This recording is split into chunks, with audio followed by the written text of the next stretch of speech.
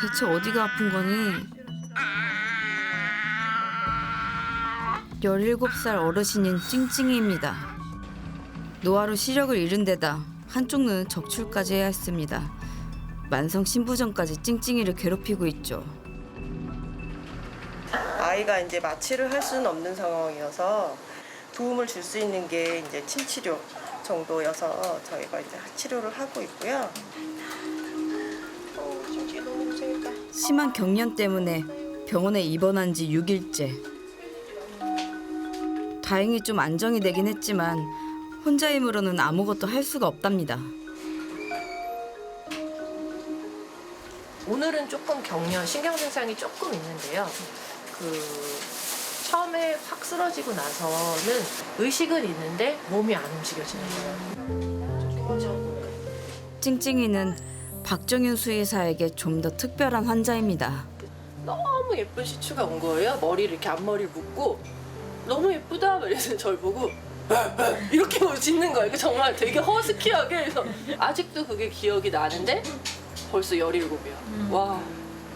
17년을 함께. 아기 때 처음 만난 찡찡이가 나이를 먹는 사이 대학생이던 보호자는 쌍둥이의 엄마가 됐습니다. 이제 아파.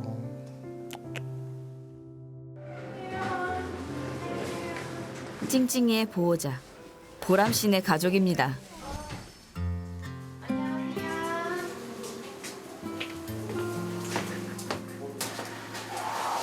눈도 보이지 않는 찡찡이. 과연 가족을 알아볼까요? 계단이랑 안 됐어. 같이 하고 싶어. 익숙한 냄새와 소리로 보람 씨를 알아본 찡찡이. 못 보는 사이 혹시라도 자기를 버렸다고 생각하진 않을까 걱정이 많았다는 보람 씨.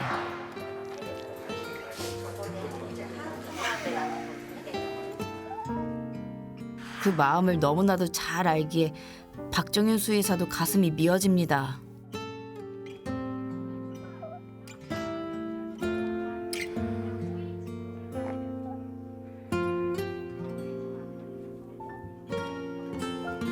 안아주는 것 말고는 해줄 수 있는 게 없는 보람 씨. 그래서 늘 미안하고 안쓰럽습니다.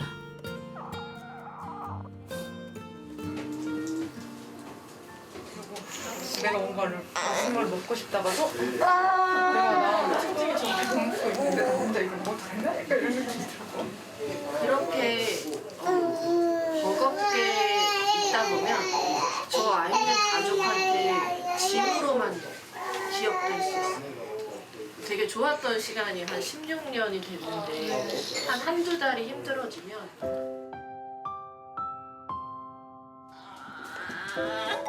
긴 고민과 상의 끝에 보람 씨는 찡찡이에게 가장 필요한 일을 해주기로 했습니다.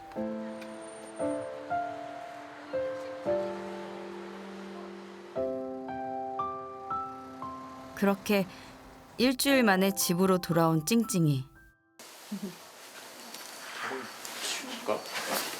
패드를 집에 온 걸 아는 걸까요? 한결 편안해 보이네요. 찡찡아 이거 네 거잖아. 찡찡이 봤어요. 슝. 눈 떴다. 눈 떴어. 시연이가 소리 지르니까 눈 떴어. 얘를 이제 처음 데려왔을 때가 그때 한 2달 정도 된 애기라고 했었어요. 그때부터 지금까지 계속 제가 뭐 데리고 있었던 거죠.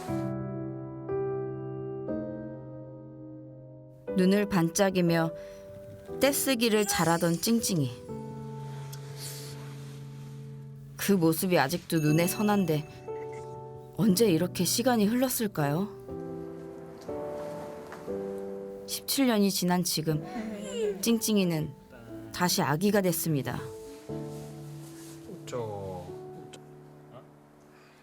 너무나 두렵지만 언젠간 이별의 순간도 다가오겠죠. 너무 예쁘다. 찡찡이 너무 예쁘네. 아 이뻐. 먼저 가더라도 나 이제 기다리지 말고 행복하게 조금 더 시간 많이 보내다가 가자.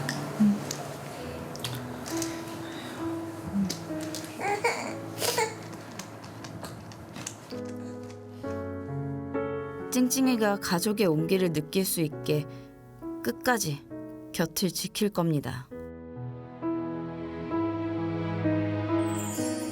생의 어느 찬란한 시절을 함께한 나의 가족. 반려동물이 먼저 이별을 고할 때 그 앞에서 우리는 어떤 인사를 건네야 할까요? 이별을 차근차근 준비하는 건 굉장히 중요하거든요. 100번 쓰다듬어 줘야겠다.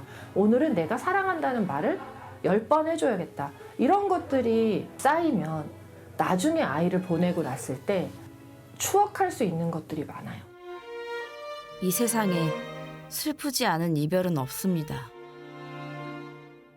하지만 추억은 영원히 남죠. 박정윤 수의사에게도 그렇습니다. 제가 이제 죽었을 때 제가 먼저 보낸 환자들이 다 이렇게 마중을 나오는 거죠. 근데 그러려면 전 진짜 좋은 수의사여야 돼요. 부끄럽지 않은 수의사가 되자라고 생각하는 게 저의 꿈이죠.